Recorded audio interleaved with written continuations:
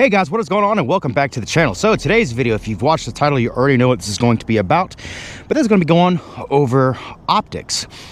And if you know, or if you've been a part of my channel for any amount of time, you'll know that I have got the TISM for the LPVO style of optics. They're the type of optics I like to run. They are very much so the jack of all trades optics. You can do a whole lot with these, everything be it from point blank range all the way out to 600, 700, 800 yards with your 5.56 style gassers, and you can do it fairly easily. So a couple of things to start off the video that I like to look for in an optic, and that was my primary reason for going with the Credo, is it checked pretty much every box that I look for. And there are several different categories. First of all being, I want to have something that is going to be relatively durable and being able to hold up to abuse. We do a lot to abuse our gear out here, and there has been a lot of different optics, different setups, different attachments over the years that have not survived the amount of abuse that we actually put through. We shoot a ton. We tend to do a lot more than what your average individual does. So we like our equipment to be able to stand up to the type of abuse that we put on it. So what I look for in an LPVO is, first of all, the turret that is going to be on the optic itself. You need to have some type of tactical turrets. Personally, I prefer to have external turrets. I don't like cap turrets, but those turrets need to be locking. Hence the reason that I run the Credo. You'll notice that the Credo here has locking turrets. You lift up, you can dial to whatever it is you need to dial with the Credo. You can press it back down and you can run it. Both the windage and the elevation turrets on this optic are capped. They're also marked very clearly with exactly what it is I'm going to be dialing into the optic. Second, I don't like to have to carry around a bunch of tools with me whenever I'm actually adjusting and having to mess with the zero or do anything like that with the optic. Generally speaking, whenever you go out the different shoots, you're going to notice just sometimes a slight bit of tweaking, especially if the gun was zeroed in cooler weather. So you zeroed the gun in the winter and then you move into a situation where it's going to be significantly hotter outside. You're going to notice a slight zero shift, and it's not necessarily anything to do with the optic. It's just having something to do with the ammunition that you've got in it. So you're going to need to check your zero and adjust it just a little bit. Also, if you go from a lower elevation, say sea level, and you go somewhere out into the Midwest or something and you're at a higher elevation, you're also going to need to adjust your zero. So I like to be able to have as little tools as I can whenever I'm having to adjust my turrets. The Credo, it fit that box because quite literally all you got to do is you have to unscrew the top cap here on the turret itself. Let me double check, make sure I'm on the correct marker before I mess with this. You just need to unscrew this little cap right here, and the Credo is truly 100% capless. It's got a little O-ring that sits in here. So there's one that sits on the outer edge of the turret, there's one that sits on the inner edge of the turret, and it protects and keeps moisture out of it. The turret just lifts up and you can slip it and adjust it and place it where you need. This is for the cap or the windage turret as well. Very easy to just adjust it and set it back down in the proper location and screw everything back together. Another thing that I look for whenever I'm purchasing a specific LPVO is I don't like bullet drop compensators. I want to have either a mil or an MOA based reticle. Reason being, as I have alluded to prior, there's a lot of dead space in your bullet drop compensators, and also BDCs are set up for a specific ammunition at a specific altitude, at a specific temperature, at a specific velocity. So any of those variables change, your bullet drop compensator is also going to change. So enter the topic of today's video.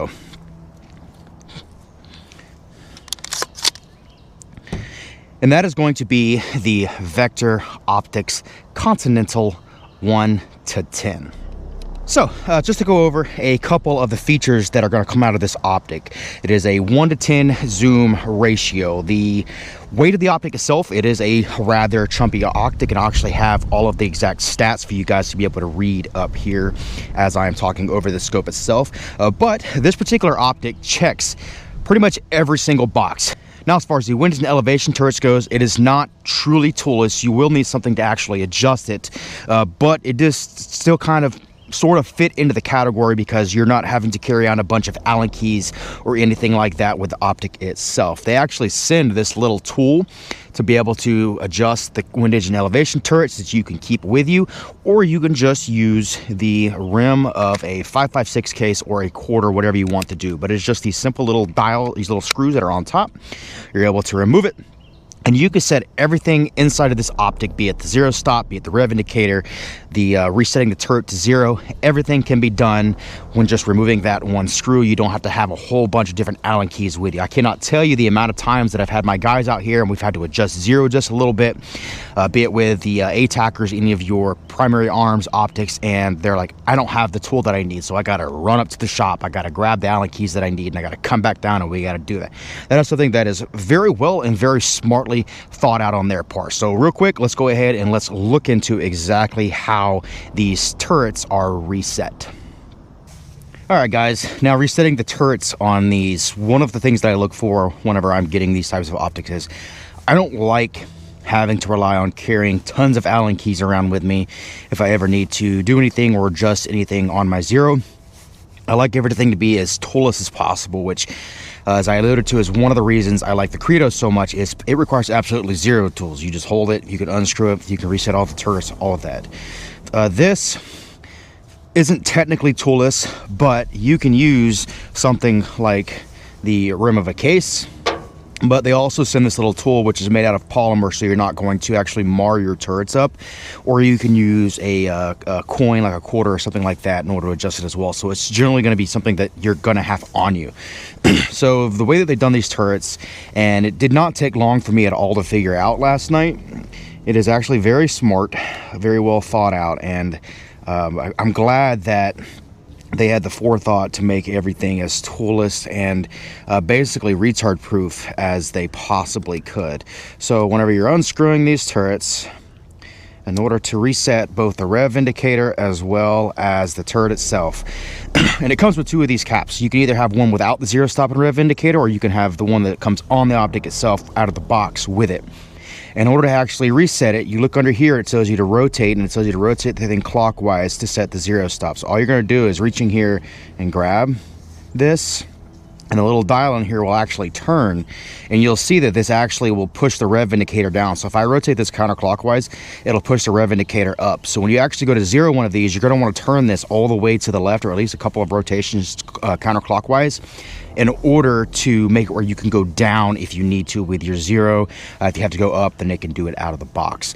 But you're going to rotate this until it clicks and stops.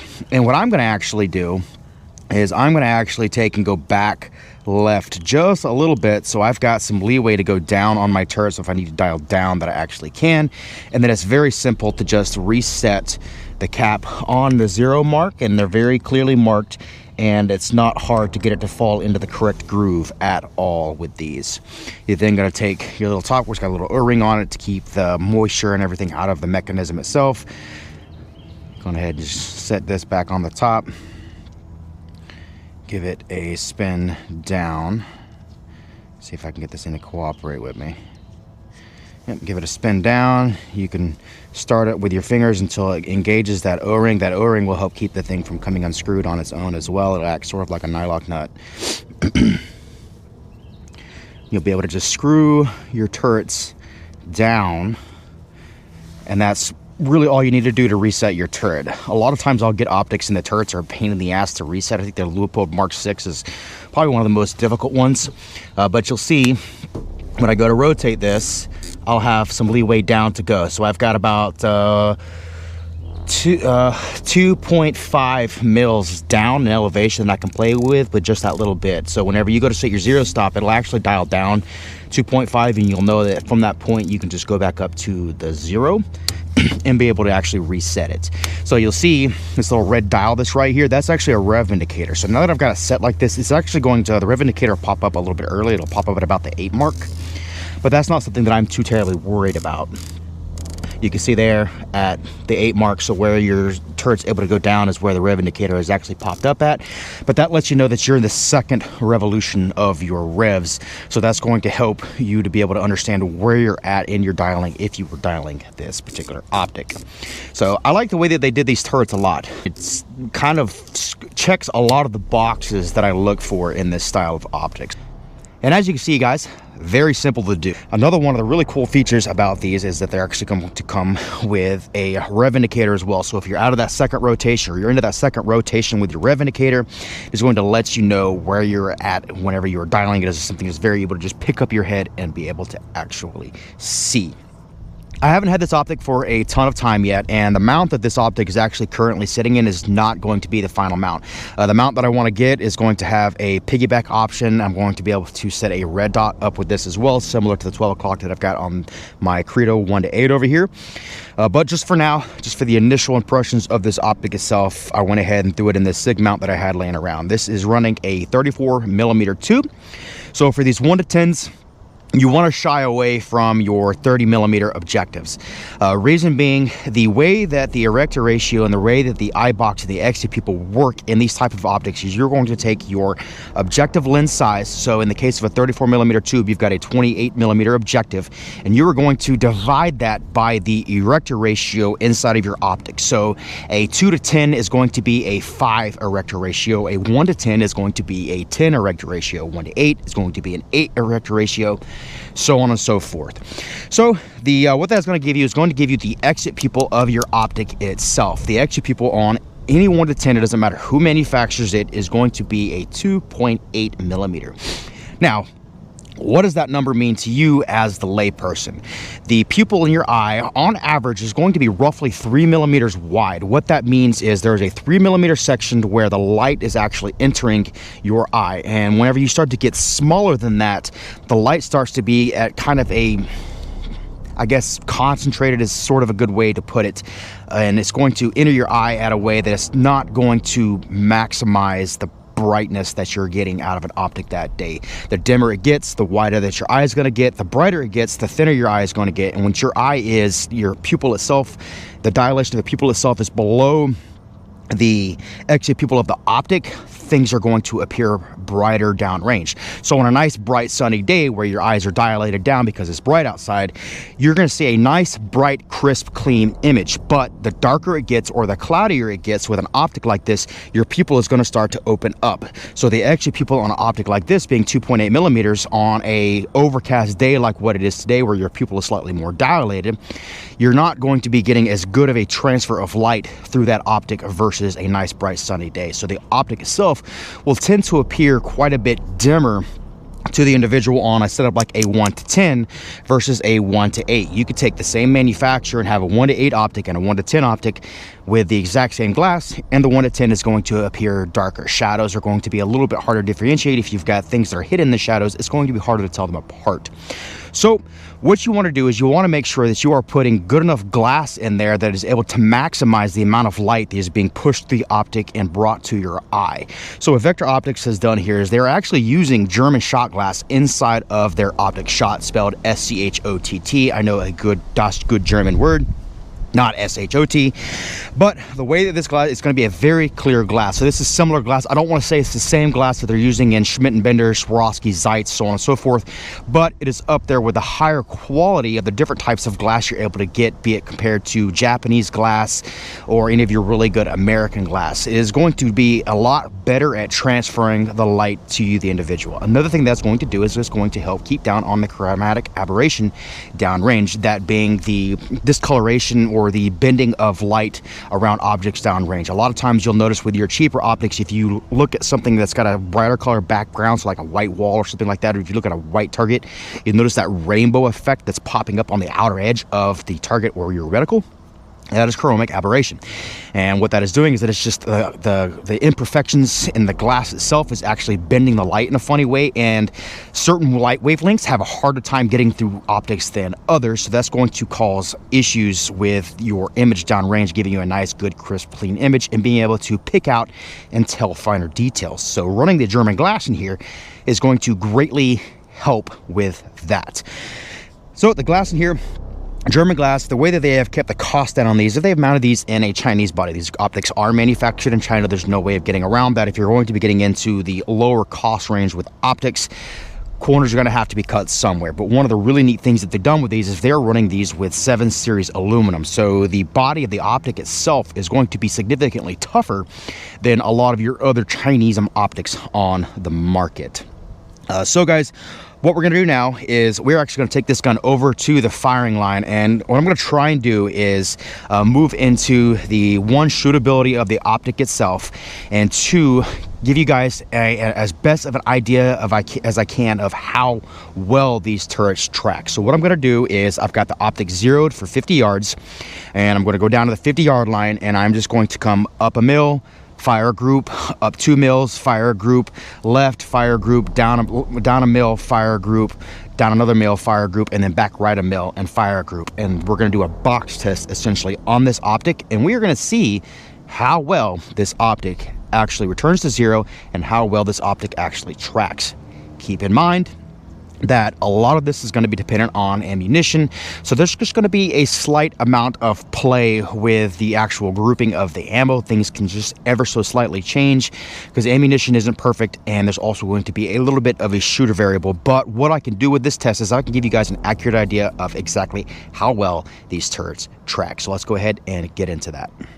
All right, so keep in mind, the point of aim for this entire test is going to be that same orange pasty. So when I dial in this, I'm going to keep holding on that same orange pasty.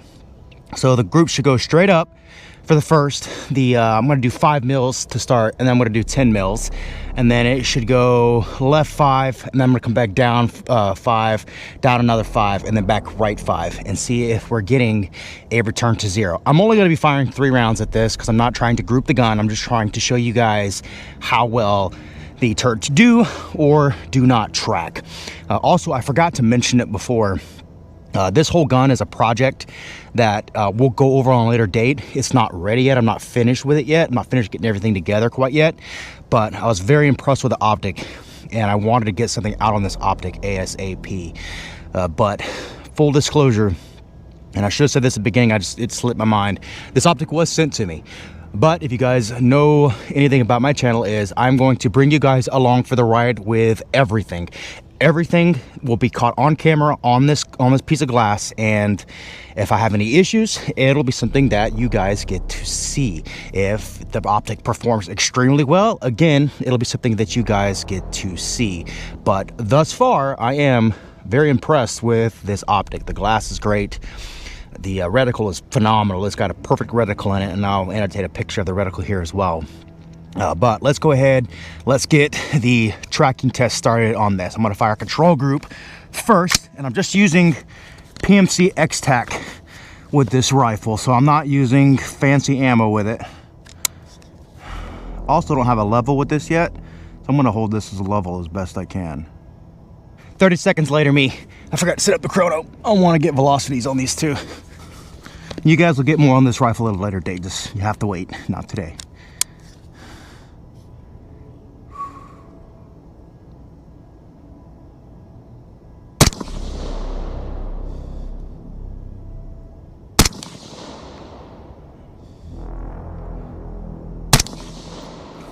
All right, that's the control group. So now we're gonna come up 5 mils.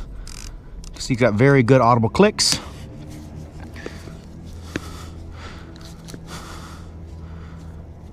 All right, so we should be hitting high now. 5 mils high.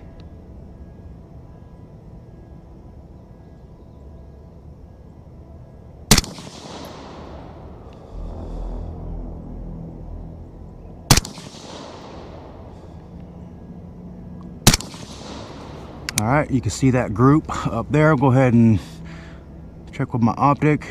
According to my reticle, we are exactly 5 mils. I'm gonna go another 5, so we are up 10 mils now. We're gonna fire, same point of aim.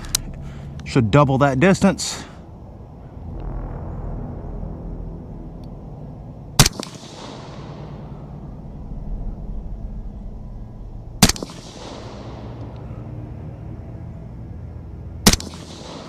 Let's check it. According to my reticle, again, we are exactly 10 mils, so it's perfect. Like I'm holding my dot, the center point of my crosshair on the group, and the 10 hash mark is dead center of that orange pasty. All right, so now what we're gonna do is we're gonna come right 5 mils. So this should put me to the left, or to the right of that group rather. So again, same point of aim. I should be right of where that group just landed.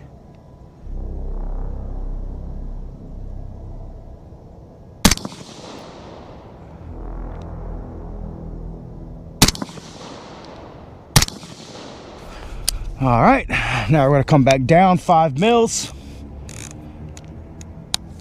It should be to the right of that second group that I fired now. Same point of aim.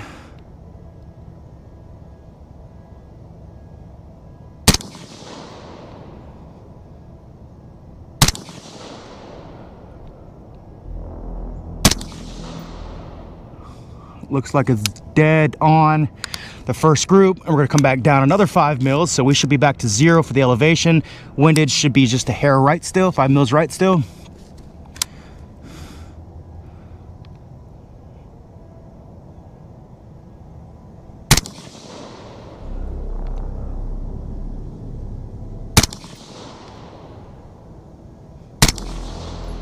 All right, now we're gonna come back to 0 for the windage.